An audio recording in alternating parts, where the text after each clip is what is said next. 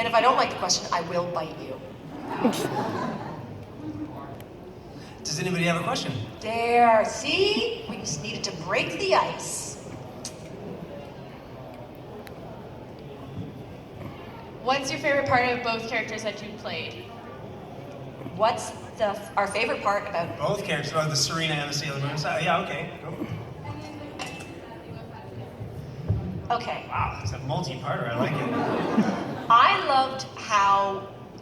loved how Serena was, to me, she's the epitome of teenage girls. She is on one side a kid who wants to be goofy, a goofball, who never takes herself seriously, and even when she does, she doesn't really know how to, so she doesn't do that properly. And on the other hand, she wants so badly to be growing up, and to me, that is what teenage life is.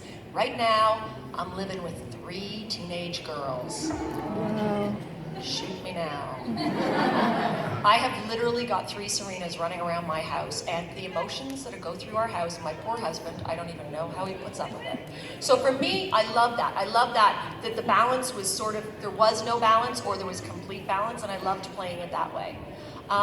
Playing Sailor Moon, for me, the hard part about playing Sailor Moon actually was having to push myself harder because Serena's voice is, she's got that sort of voice.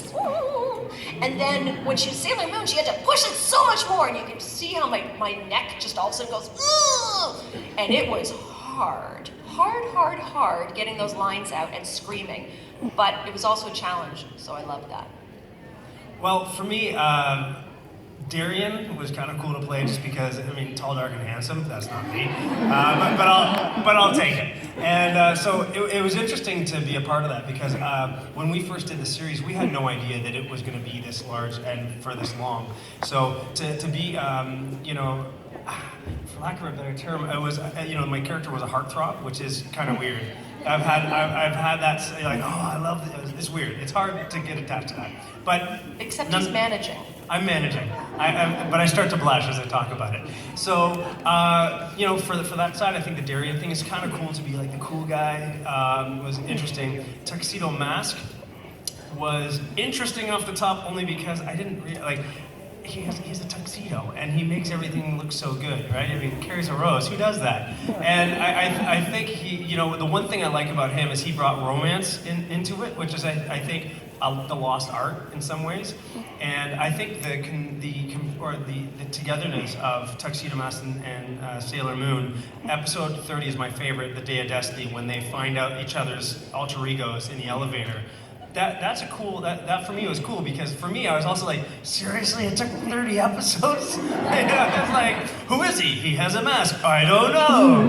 Yeah, so for me it was kind of like, oh, finally, everybody gets to kind of say it out loud that they're the same people.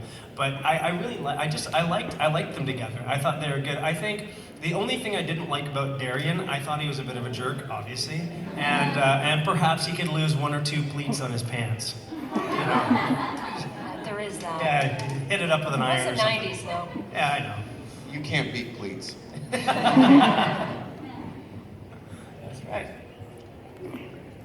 Do you want them to line up? Would that make it easier? Okay. First of all, I'd like to say, me and my little sister watched the reruns of your show. First of all, we love you very much. That's awesome, And, thanks.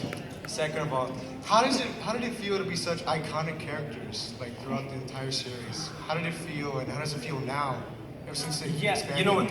And I think Linda would agree. It feels more emphatic now because we're starting to really feel the tidal wave of how it has affected people. Like, we've been around the world now. We were in Melbourne in June. And it's a really odd feeling. Landing here, same thing. We've never been here before. And we went to the mall just to get, and that shirt, actually. And it's funny where we can go. Woo!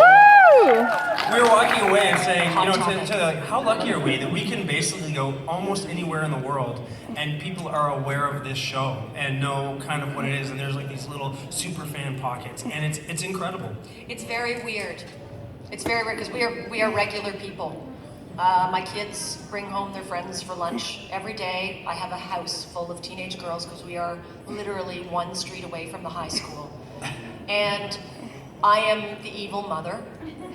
I'm like the regular, I'm everybody's mother. You know, when the kids come in, I'm like, okay, so tomorrow when you bring your own lunch and you don't eat my food, you will also be picking up your dishes. And they're like, I'm like, I'm Sailor Moon, okay? Come on, give me some respect here. Nothing. But it is very weird. And I really didn't understand the full scope of it until about 3 years ago. And literally, a fan asked me if I would go to a convention, and I had. Oh. I'm just gonna take a picture of it. Wait, I have to get ready for it. Don't do that. There you go. He asked me if I would go to this, if I would consider going to a convention, and I was like, I don't think anybody would be interested. I had no idea. I had no idea that this all existed at all. And when I first went to that first convention, it was like, holy cow. It's been pretty magical. It's a magical girl experience. Yeah, it's pretty neat. It is.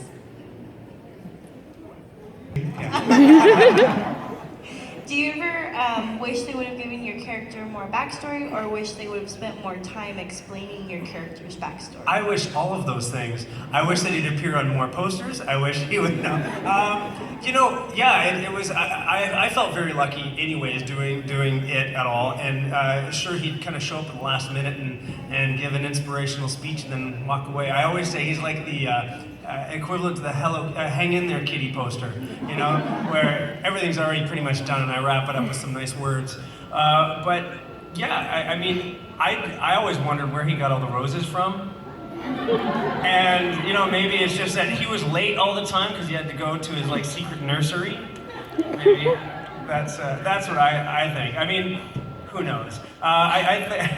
You know, it's funny because there have been some fans saying they would like the series to be angled from all the other scouts, including Tuxedo Mask, to see each other's side. You know, because it was obviously Sailor Moon, that's her show.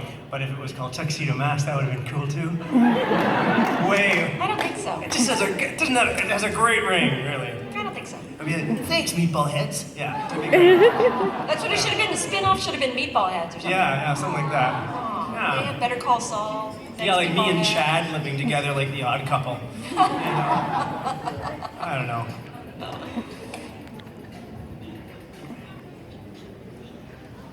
How do you feel about Sailor Moon Crystal for like the 20th anniversary thing? How do we think about us personally? I haven't seen it yet. We've only seen clips of it. I think for the fans, it's awesome because it's like Linda said. It's you get the full story. You're getting a story. You know, you're getting the real deal. The fans waited so long, right? It's been so long, and everybody's been going, come on, give us something more. First of all, give us stars. Like, hello, why don't we just finish the whole thing off? No, they weren't doing that. It was like, come on. So to give the fans something more, I love it. I love it. Yeah, I think if anything, it keeps our it keeps the old version alive too, because it makes people go, oh, I gotta go watch the old version. And like for us, it's been really interesting. There's a lot of people who are really into Crystal, then a lot of people who are like, you know what, I'm hardcore diehard like the original, which is I like those. Kind people. of like me with Adam West and Batman. Yeah. Right on. Yeah, there's some in the back there. I'm getting there. I know, come on. That is a hat. Let's go, Quinn. Move. All right. Let's go. Come on, we gotta see this. Yeah. That's fantastic. I was this close to wearing that today. And you wouldn't look nearly as good. Thank you, Quentin. I appreciate that. This is awesome. Pink, I don't know. I know. I try. I know you had already mentioned one of your favorite episodes out of, well, all the episodes you've done. Do you have one that you particularly liked or found the most that you wish you could do it over and over again? The one that I wish I could do over and over again? Yeah, like your most favorite of all episodes. There's certain ones I'd love to do over again because I went, oh my God, I hate that. Why did I do, I'm very hard on myself that way. Very hard on myself. I love doing the endings of the series when everybody was sort of dying around her. But I loved that because it was just so like, I mean, for us, we didn't get scripts when we did it, which sounds insane. So what we would do is we would go into a room by ourselves And they would say, okay, we're going to be on episode 112 today, and your first line is at 1.70. Put it to 1.70, and 1.70 would come on, and then there would be words that go across the screen like karaoke basically, and you'd see the show, and it would just be like, it would say maybe, oh Darien, what are you doing here? So it'd be like, oh Darien, what are you doing here? And they'd be like, no, that's not what's happening there. You're angry at him. Darien, what are you doing here?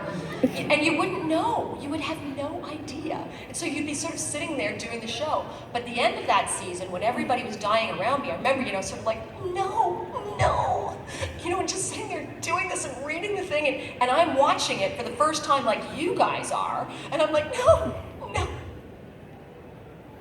And they're like, Linda, that was your line? And I'm like, okay. So I love doing that one for sure. And actually, just to touch upon how it was done as well, it was basically like professional karaoke. The words would come across the board and whatever. And like she said, we didn't get the scripts in time or beforehand. So you just be reading cold these huge sentences, basically. But for certain things like screams and things that would happen, all they'd have is they'd have like brackets brackets, and then it'd just say reaction, like for reaction. But it wouldn't tell you what it is. So for the first one, it was always kind of funny because you're like reading, you're like, ha-ha! And then you realize you've just been stabbed. So you'd have a good chuckle, and then maybe we should just change that sound to something else a little bit more appropriate. So. Or else it would say reacts, and you'd be falling down the side of a mountain, and so you'd sort of be like, oh,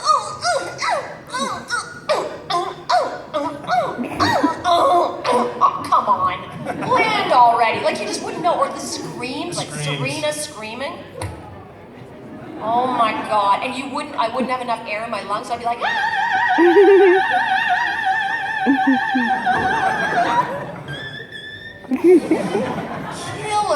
killer. And then they'd say, do it again, and I go, Yeah, we weren't recording. Sorry, we're doing that. That happened. Would you guys please do a line together? We would do some lines. Darien, she wants us to talk again. Serena, but there's so many people here. You know I'm nervous. You're always nervous when you're around these people, all these good-looking girls. I know you. I kind of noticed just a little bit. Maybe just a little. I knew it. Oh, Darien. Serena, meatball head, you'll always be mine. Darien, let's make out. I just forgot, my motorcycle is illegally parked.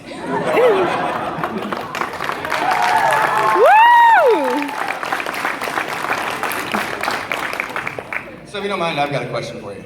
Wow. Doesn't happen very often, right? Hit it, baby. How did you guys get into voice acting? There's a good question. Well, for me, I went to theater school.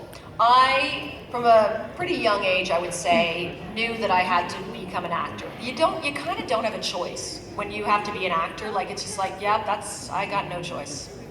I got to do that. There's nothing else. Yeah, I got to do it.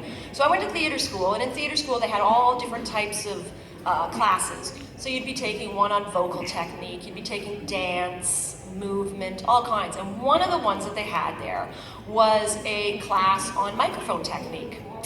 And as soon as I put those headphones on, as soon as I got in front of the microphone, I just went, oh, I love this. I loved it. I fell in love with it. I knew how to do it right away. It was easy for me, and it just felt right. And so when I graduated from theater school, I graduated with a reel already. I had one that was ready to go because we had done so much stuff in that class. And I went over to my agent, I said, I got an agent, I said, I've done some microphone stuff. And they went, all right, well, do you have a reel? And I went, yeah. And I gave it to them, and they went, oh, okay. And the first thing I ever went out for, I got. So my agent just went, oh, okay.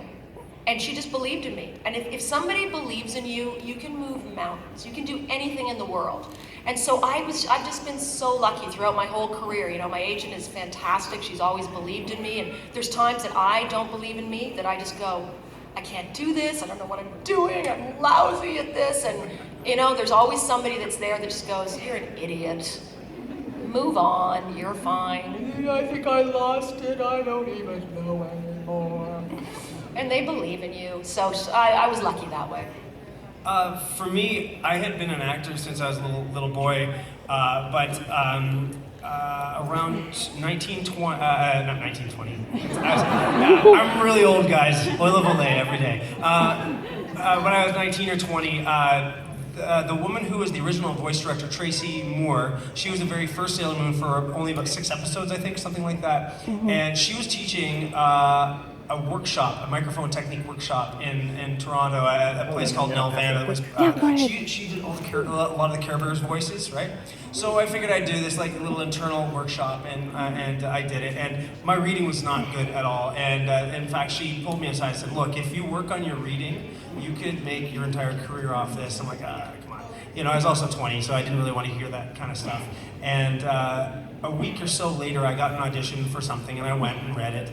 And then I, left, and then I got a call from my agent, and they said, "Congratulations, you got booked." I'm like, "Great, what did I get booked on?" I said, "Sailor Moon." I'm like, "Awesome, what's Sailor Moon?" Because I didn't even know what I was reading for. Like, I didn't actually see any of the Tuxedo Mask stuff or anything. They just gave me a paragraph to read, and so I went from 0 to 60. I went from having I had acting, experience before, but definitely not behind the mic like this. And I did Tuxedo Mask. Then a week after that, I was also cast as the voice of Flash Gordon. And so at one time, as Tuxedo Mask was being recorded, I was playing Flash Gordon as well. It was a really incredible experience because I got so much experience so quickly that it carried me through. Once you have a few series or a few episodes under your belt, you get used to it. I still think I still need to work on my reading, and I think if you want to get into this business, you have to really attack it at all sides and definitely know your weaknesses. Reading was mine, but it's not. And having done these things, it's funny. We've done a lot of these things throughout the last few years, and I learned a lot from Linda. And something that I have to remember for myself personally, because you never stop learning, is I'm sometimes so worried about what the voice sounds like or what voice I'm supposed to be doing that I forget that it's just you have to play that character. Like, don't worry so much about the actual mechanics of a voice. Like, when people say, "Oh, I can do voices," hear this voice, you have to be able to act that voice though. And it's really true. And it's funny, I've been booking a lot more because of her, so thanks, Lindy. I feel like you owe me money. Yeah. Wait, can we erase that tape? Is there a way to rewind any of this? No, probably not. Not if somebody's got it on video. That's right. YouTube, here it comes.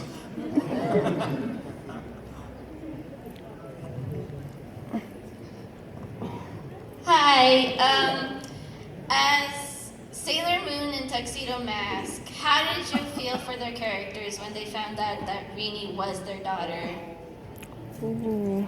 Rocket scientists, eh? Well, that's a good question. Because I guess we kind of always knew, right? Like, we knew, sort of. Let's just get this out here. See, here's the thing. When we're doing the show, we actually didn't have a clue what was going on most of the time because we didn't get the scripts. So we would be like, what?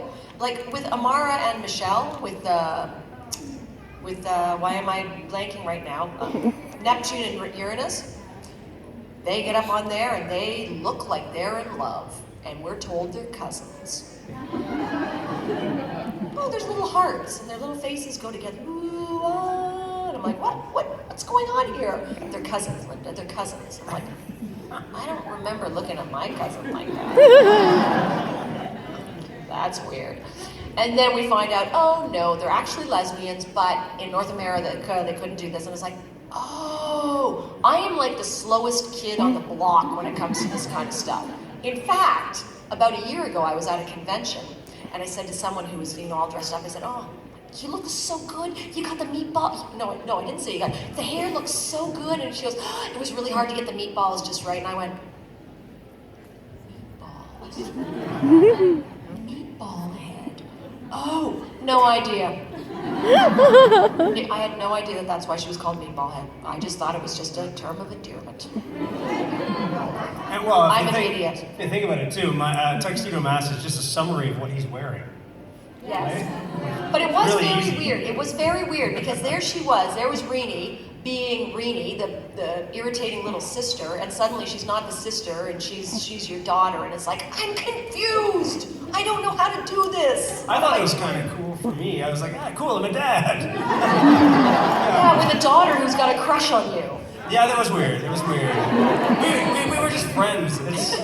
Well, he was weird anyways. I mean, come on. He was dating a high school girl. I'm in college. Oh, Darien. It was very weird. It's weird.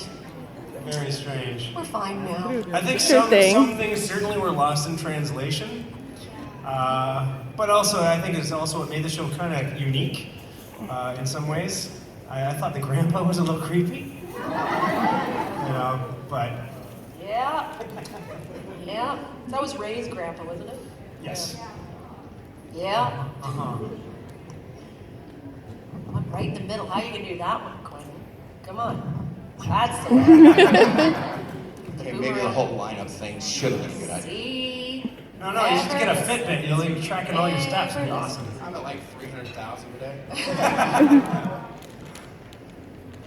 First of all, I want to say thank you to both of you. For our generation, you gave us so much just to, Woo! Yeah! My question for both of you, as American voice actors, how did it feel to be, told that you're going to be doing Sailor Moon, an anime, and it had never been done in America before? Besides, like, I think you guys and like Dragon Ball were the first two, and I mean that's we grew up. Yeah, go ahead. So how did it feel like you were like anime? What's that? What was this? How did you guys feel as actors? Well, it's funny because I grew up with Fred Flintstone and the Jetsons, and that was the animation that I knew and got. So I remember the first time when I saw Sailor Moon and seeing the way, the tears would come out of her face and the mouth that would be like that big and going, what the hell is this? This is weird. This is weird. But then as the show went on, loving it. Like falling in love with it and going, I love, like when her eyes would become pinpricks, it was like, oh my gosh. Oh, this is gonna be good. I loved that so much. So it gave us so much to play with. I don't even know if I'm answering the question right now. I'm just talking right now. I don't know. I mean, for us, again, we really knew so little of this thing, and we, it wasn't really even told to us. I mean, we knew it was anime, that they would say that to us, but at that time, anime to us. I don't even think they did, though. Did they say anime back then? I only knew it just because I had, right as Tuxedo Mask was being recorded, I was brought to my very first convention in San Jose, California, and it was an anime thing, and so that's about the only way I knew anything anime. I was like, oh my god, you're anime, so I had to learn really quickly what it was, and that there was like a billion other animes truly that we just didn't have over here yet, right? And that's also, through the years, we've learned that there's so much material that has just not been translated yet. So I knew it, but only just because of that one convention that was kind of like shoved down my throat. I had to learn it fast, and but even after we had recorded a few seasons, I don't think we really realized what we were a part of, really. Because you mentioned the DBZ thing, like the Sailor Moon, Dragon Ball Z, it all came in at the same time, and it was groundbreaking in a way in American television. And so for us, it was, I think it's luck. It was good timing. But also, as voice actors, you don't get to meet you never see the reactions from people. People don't know who the hell you are. I can walk through there and people are, like I do. I'll go to these conventions as a guest, as Linda Ballantine, as Sailor Moon, and I'll see someone dressed as Sailor Moon, I'll go, I really like your costume. And they'll be like, oh, thank you. And then every now and then I'll go, and I was the voice of Sailor Moon. And they go, oh my god! So that's fun to do. So it is kind of neat to get, like when you get the reactions and stuff like that. But back then, there wasn't an internet. So we didn't get immediate feedback. We didn't get any kind of stuff like that. It was just, you just sort of go in there and you record your thing, and then one day you're, at some fair and you see some kid with a Sailor Moon backpack on and you go, yeah, that for me was the moment. For me, when we kind of found out that Sailor Moon was going to be something, is I was on a streetcar and there was this kid with a Sailor Moon backpack on with a Tuxedo Mask on it. And I was like, what is that? So I was like, trying to get close to him, was really too busy, and he got off, and I was like, he went out into the distance, like, no. And I remember I called my brother, I was like, oh man, Cal, I just saw a Sailor Moon backpack. He's like, that's cool, did someone draw it? Like, no, this thing was made. And so I was like, for sure. And then right after that, then we started to see, things everywhere, and that's when it kind of hit us that this thing is going to be something. Certainly more for like a few more months. And then cut to a few more years, we're sitting here talking to you, which is crazy. But also the first time I saw somebody with a Sailor Moon tattoo, and I was like, oh my God, what did your mother say? Oh my God.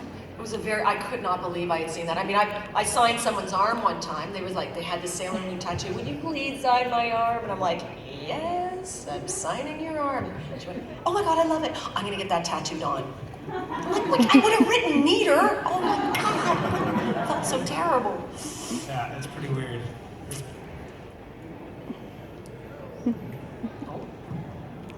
Hello. Hello. Big fan. To answer his question, like, I didn't know Sailor Moon was an anime, because I used to watch it 90s in the days, Fox Kids. Right. So I thought it was American. I thought it was an American cartoon. Yeah. And then So you didn't know it was an anime? No. And Then I was watching it in Mexico in Spanish. Which sometimes anime is better in Spanish than in English. Same thing with Dragon Ball Z, and one of my other ones would be Rama.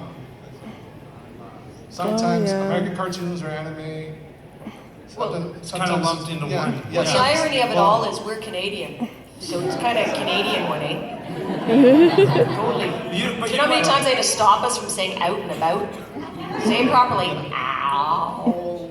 Well, I grew up watching both ways, English or Spanish versions. You know what's really crazy? About 8 months ago, I was at a thing in Toronto, and there was this guy who came up to me, and he goes, Toby Proctor. I said, yeah. He goes, we share something. I'm like, oh, okay. Like, that doesn't usually start a conversation off very well. I'm like, oh, we do we? And he goes, yes, we do. I'm like, oh, okay. What exactly do we share? Turns out that he's the Spanish Tuxedo Mask voice. And I'm like, no way, Gennaro. And like, are you saying? And like, I didn't even because we didn't even know. They don't tell us anything. Apparently, there's a German one too, and blah blah blah, and Italian. But I got to meet him. He was super nice, and I said, "Can I get your picture? Like, can I get your picture?" So like, 2 Tuxedo Masks in the same picture, and it was really a cool thing. And he goes, "Yeah." He goes, "Because I had to listen to you to do the Spanish Tuxedo Mask. Like, that is nuts. Like, there's certain things that they just don't tell actors. They don't tell us that we're good looking, and they certainly don't tell us these kind of things. And it was a really funny experience, but he scared the pants off me at first. We share something. And it's also, just to be very clear too, it's Dragon Ball Z. Oh my gosh, Linda! Way to have haters. Skip by you. I didn't skip. Pink hair. All right, we'll get her next. Quentin, I'm watching you. What's your favorite anime other than Sailor Moon? Ooh. Can we include Miyazaki in that? Good. I'm saying anything by him. Love that guy. That guy's amazing. My kids are addicted to it, and so am I. Love everything he puts out, and he's putting out another one. Astro Boy? That was actually my first, I didn't know, again, like you, I didn't know that was anime, and I was like, oh, I love this Astro Boy, and I was always mad that it was never on, and I was like, I just want that guy with the jet boots. I want those jet boots. And so I probably was 5, maybe when I saw it, and I didn't know that was anime, but I think Astro Boy is pretty neat. He has nice hair. That's right. I'm not in the 60, man, give me some credit. Speed Racer 2, that's pretty good. Yeah, those are pretty good. Pink. See, I'm here for you. I actually have 2 questions because you skipped by me 3 times. And we gotta get get some love for the red shirts here. Red shirts. My first question is what's like each of your favorite lines, and actually my second question is, do your 3 daughters not love Sailor Moon? Like, It's a very good question. I'll do my favorite line first. I think probably, when we were talking before about favorite episodes and stuff, definitely my favorite episode was when she got drunk on juice. On juice. Oh my God. Oh, I think I had too much juice. Oh. And then she threw up afterwards. Love that, love that. There's nothing better. I love doing any kind of, I love the fights. They almost destroyed my vocal cords. I'd come home with nothing left. But I love doing them because it's just such a full body workout when you do it. So that I would say is probably, that and just sort of going, oh, Darien, oh. Any kind of, oh. I like doing that. Do you have a favorite? Yeah, my favorite line is, hey, meatballhead, what are you doing here? I thought for sure you'd be over there with your friends, especially since you're acting like total fools. And now we get to my evil teenage daughters. Yeah, you say that now. Let me continue. So my daughters are all the perfect age for Sailor Moon. Yeah. Do they acknowledge their mother as Sailor Moon? No, they do not. Well, you know, it's funny because it just doesn't come up in conversation. Like, you just don't sit there and say, hey, what's going on today, blah, blah, blah. Did I tell you my mother was Sailor Moon? It just doesn't come up in conversation. And they don't like to boast about anything. They don't like to give me credit for anything. There's that. So my oldest daughter was going to Japan. She got accepted as one of 20 kids from Canada that got to go over to Japan and see all the efforts after the earthquake and stuff. It was the opportunity of a lifetime. And when they were doing it, when they were getting them all ready, they put them into groups and they said, okay, your group is going to, talk to the classes about food. Yours is going to talk about, what they wear in Japan. Yours is going to, and my daughter, they said, we want one to do entertainment anime. And she's like, pick me. And I'm like, yes. So she got to do the anime with her group. And I was like, all right. And I'm waiting. Now I'm waiting. I'm going, come on, Madeline. Bring it. This is your moment. No, wait, this is my moment. So she comes over to me one day, the day before she's going to do her presentation, and I've been waiting very patiently for this, waiting. And she finally comes over and she goes, Mummy. Yes, Madeline. Can I ask you a question? Yes, Madeline. Do you still know anyone who did Sailor Moon? Oh. I said, yeah, I know Sailor Moon. Me? And she goes, I'm serious, Mom. And I'm like, what are you doing? What? And she goes, oh, Mom, like, just, do you know somebody that did, like maybe they could come in and talk? I'm like, I'll come in and talk. Pick me, I'll do it. I'm not gonna charge